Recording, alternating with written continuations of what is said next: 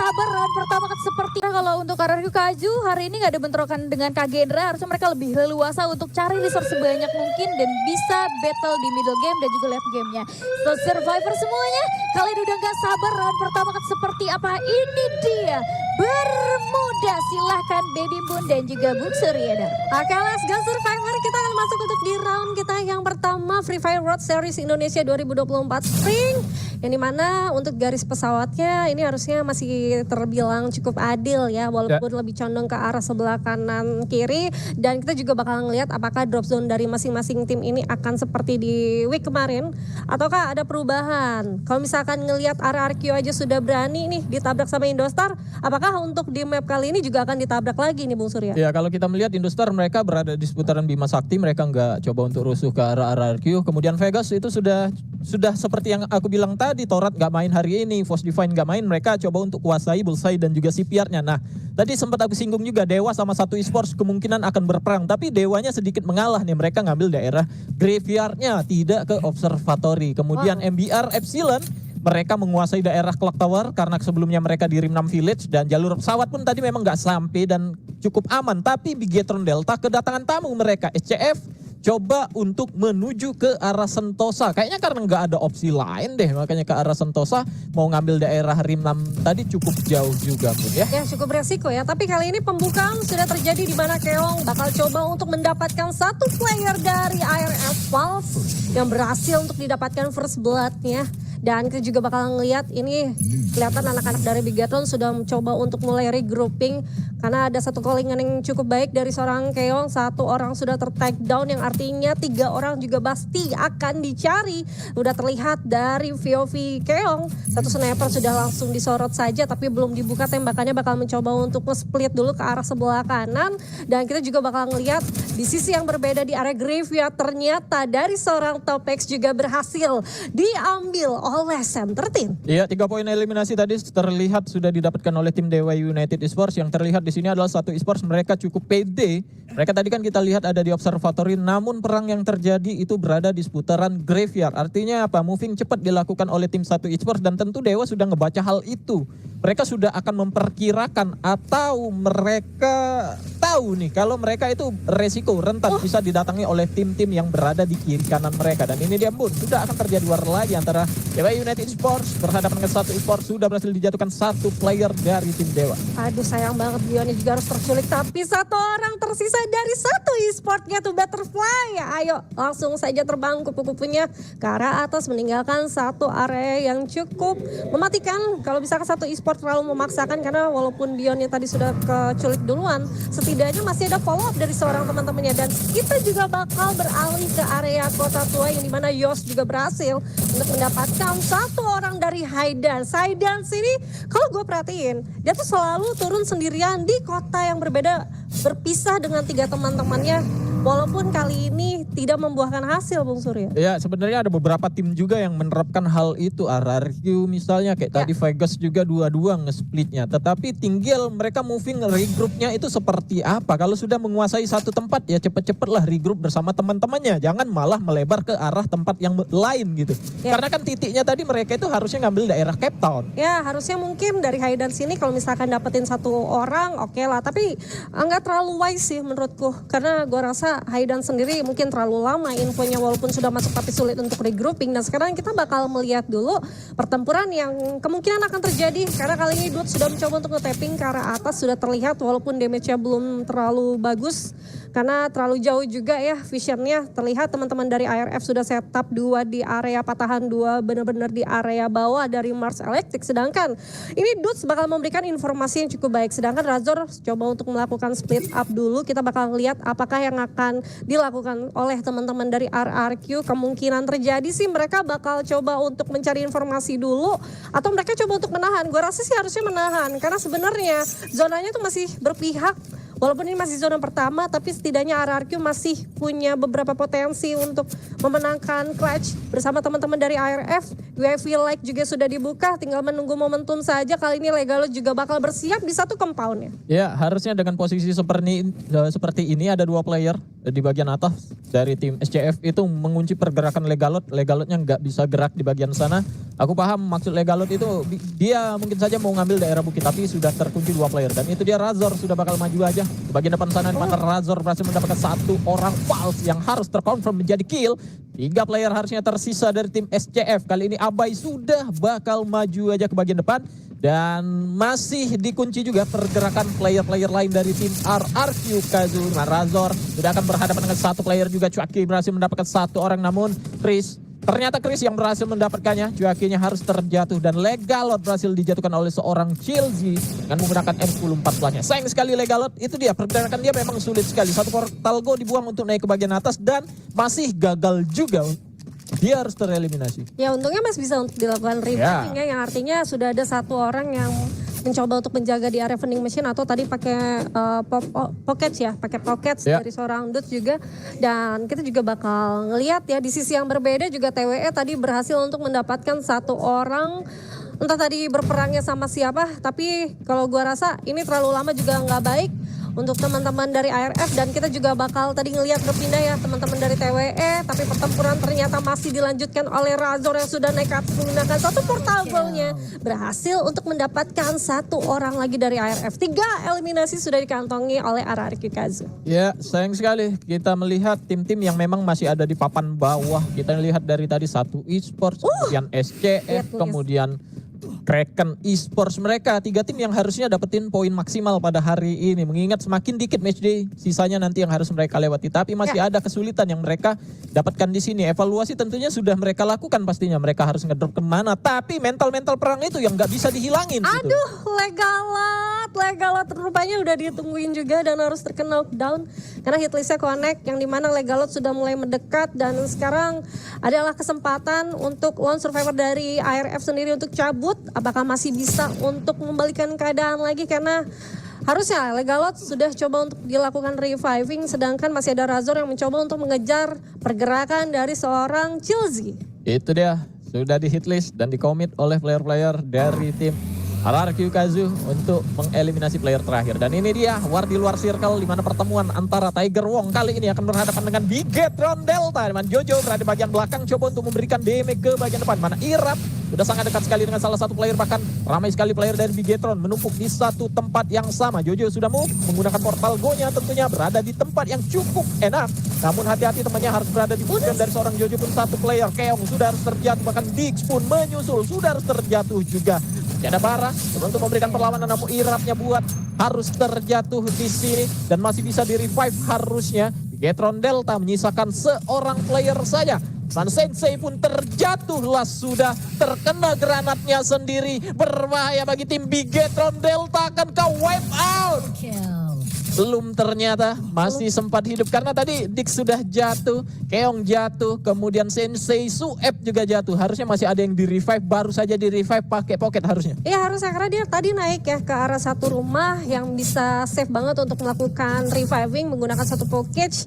Walaupun kali ini agak sulit kalau misalkan mau coba untuk melakukan lootingan kembali karena masing-masing drop zone tertentu sudah dihuni sama beberapa tim yang masih ada. Dia masih 12 tim yang artinya belum ada 1 tim yang tumbang ya, setidaknya Bigetron masih bisa bertambah umurnya ya untuk survive lagi di Iya, kesulitannya biasanya apalagi di menit-menit 8 menjelang mid game late game ini ya kesulitannya resource-nya sudah habis gitu. Resource-nya sudah habis. Kecuali dia berani aja gunakan solo dare misalnya. Oke.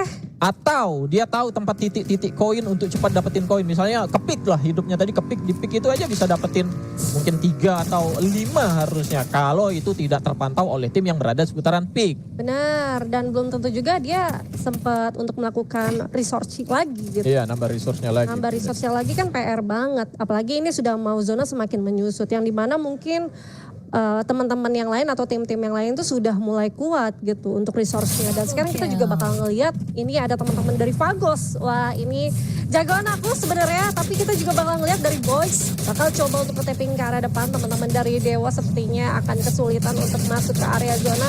Tapi hati-hati Fagos, di belakangnya masih ada tim yang coba untuk mengawasi dan benar saja Nendeldra berhasil di-pick begitu saja. Berlia bakal mencoba untuk maju, dimajuin Bionnya, dibuka glualnya walaupun tadi sempat agak telat. Setidaknya nggak apa-apa, bakal dibengkang dan kali ini Berlia berhasil untuk mendapatkan satu orang dari Bion. Ya, cukup berani komitmen yang dilakukan oleh tim Vegas di sini, buang portal go, nge-pushnya ke arah tim Dewa. Dewanya juga lagi kesulitan di mana Mister 05 yang berada di Arsenal bawah itu kalah juga dia, harus dengan tim yang berbeda, tim satu esports yang berada di dalam Arsenalnya.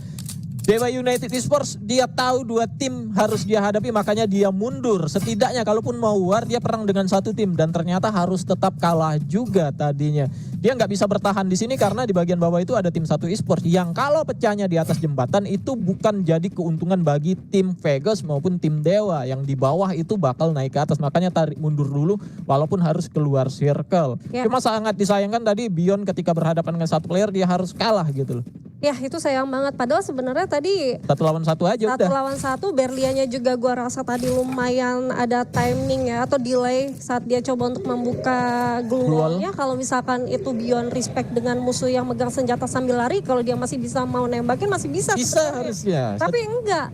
Dan gocekan Bion gue nggak tahu entah dianya emang terlalu offset untuk lompat ke belakang atau memang aimnya lagi miss aja karena nembaknya ke tanah, dan itulah kesempatan dari Berlia sempat melakukan reloading dan langsung nge-tap ke arah Bion. Ya, sayang sekali Dewa United Esports harus tumbang beberapa playernya untuk berhadapan dengan dua tim yang berbeda tadi Survivors. Genesis Dogma, Tiger Wong rotasian cukup jauh. Tiger Wong mereka ngambil ke daerah Mil, mereka rotasi ke Cape Town, masuk ke daerah Peak berhadapan dengan Bigetron tadinya. Dan sekarang Genesis Dogma juga berada di bagian depan mereka. Rekan harus tereliminasi ultinya dan Keong pun terjatuh oleh seorang Besto baru saja tadi. Namun war di sini akan terjadi lagi, Bu. Oke, ini udah terjadi sepertinya. Karena kali ini Bara bakal coba untuk maju. Ada portal go juga yang sudah dikeluarkan. Hans ternyata, aduh masih mau ngecas charger boosternya, dan ternyata itu adalah kesempatan dari seorang lawannya untuk mendapatkan satu orang dari Bara. Kita bakal lihat Jojo masih struggle banget di luar dari zona, menggunakan satu super medkit yang menuju ke arah vending machine. Ini masih 1800 yang artinya dia masih bisa untuk melakukan reviving kepada dua rekannya yang sudah gak ada. Dan sekarang kita juga bakal ngeliat ini pertempuran antara Fagos dan juga Indostar. Ada satu homer yang sudah diaktifkan juga, bakal langsung maju begitu aja oleh Boys. Dua glual sudah dibuang, masih mencoba untuk nge-spray, tidak ada yang terkena. Dan sekarang Boys almost mendapatkan satu orang dari Indostar, tapi udah cukup telat. Dan sekarang Deldra bakal mencoba untuk menguasai area teritori, dan itu dia satu orang berhasil di end, dan Fagusnya juga harus tereliminasi dari stack 12. Iya, sayang sekali keberanian mereka cukup berani lah berhadapan dengan beberapa tim. Resource sudah terbuang banyak. Tadi portal go mereka gunakan ketika mereka coba untuk berhadapan dengan Dewa, kemudian mereka harus war lagi di tempat yang berbeda dengan tim yang cukup kuat juga Indostar, dan mereka harus kalah. Apa yang dilakukan oleh De Indra tadi ketika dia musuhnya terjatuh dan dia coba memilih end instan aja daripada dia medkitan gitu loh. Betul. Yang penting dapat satu poin eliminasi, tapi dia nggak sadar ada satu granat yang terbang ke atas kepala dia.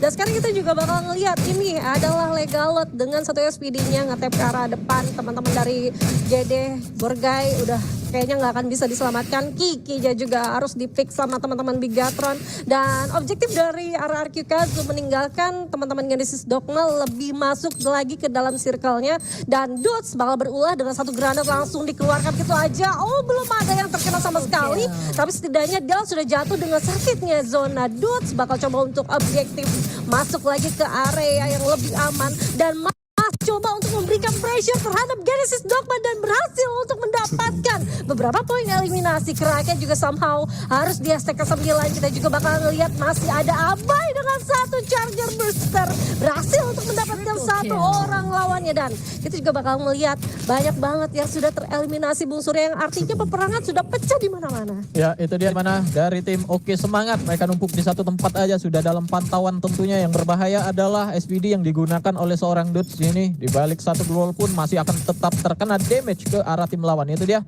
satu headshot sudah didapatkan namun belum berhasil langsung untuk menjatuhkan tim Semangat oke. Itu dia Dudes berhasil mendapatkan satu knockout juga di mana Riz harus terjatuh di Getron, harus tumbang. Mereka di placement ke-7 aja, 2 player juga sudah harus terjatuh di bagian bawah sana. Uswai menyusul. Artinya 2 player aja tersisa dari tim Semangat oke berada di atas tower. Namun lagi-lagi SVDA masih mengancam meskipun sudah berlindung di balik satu glual. Ya, dan tadi sempat kelihatan juga ya, Abai di sini menerapkan beberapa landmine di balik glualnya. Yeah. Artinya kalau misalkan teman-teman dari RRQ harus move, harus bergerak, dan satu glual itu udah pasti akan diambil sama seorang lawannya dari area luar zona, udah pasti kena perangkapnya. Tapi pasti sulit juga karena posisinya adalah teman-teman dari Semangat oke. Kalau misalkan mereka turun dari tower, itu pasti akan menjadi makanan yang cukup enak untuk teman-teman RRQ. Banget yang ulah.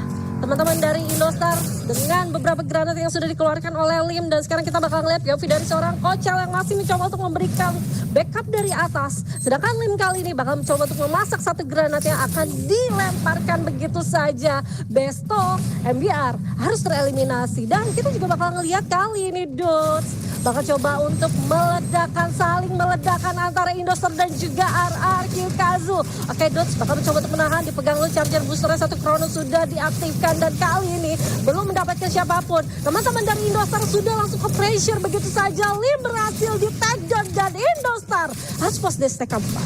Ini dia 3 tim tersisa di late game survivors. RRQ Kazu, Semangat oke juga berhadapan dengan satu player terakhir dari MBR Epsilon. Namun war di bagian atas segera terjadi mana OP berhasil mendapatkan Abai juga. Namun sayang sekali Legalo dan Dudes masih sangat sulit untuk dijatuhkan. Player terakhir dari MBR Epsilon ada seorang Rehan berada di balik satu pohon. Tentunya ini akan menjadi kesulitan bagi seorang Rehan dimanapun. Abai tereliminasi juga atau terjatuh oleh skill yang sudah digunakan oleh Rehan, dan Rehan berhasil mendapatkan seorang Dudes. Masih ada 2 player lagi dikonfirm menjadi kill ke-7.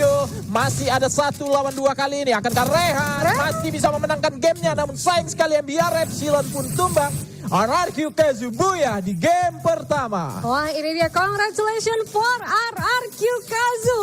Kalau nggak salah tadi hampir 20 poin eliminasinya kalau tidak salah ya. Karena sebelum masuk ke area circle gue ngeliat 16. Kalau misalkan tadi dia dapatin sisa-sisanya orang-orang di area late game ya hampir 20-an Ya. poin eliminasi. Gimana Baby Lee? Welcome back dulu dong. Welcome back Baby Lee. Oke.